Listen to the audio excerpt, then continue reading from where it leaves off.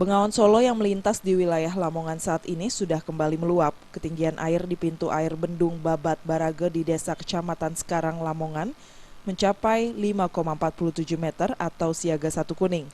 Kondisi ini memaksa seluruh pintu air di bendung Gerak Babat Barage dibuka secara total untuk menghindari bencana yang lebih besar di wilayah hulu.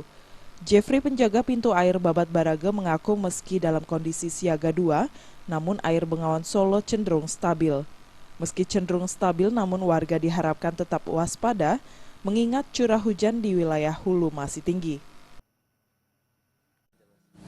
Untuk saat ini yang masih siaga 2 atau siaga kuning tuh di daerah Bojonegoro, Babat, Laren, Flatbe, dan Karanggeneng. Babat sendiri tinggiannya berapa? Babat sendiri untuk jam 7 ini sekitar 7,68. Himbauan kepada warga, Mas? Untuk warga untuk tetap waspada ya, untuk apalagi untuk aktivitas yang di sekitar aliran sungai, di pinggir sungai, untuk terus waspada dan tetap tenang. Sementara itu, akibat dari luapan air ini, hektaran tanaman yang berada di sepanjang bantaran Sungai Bengawan Solo terendam banjir.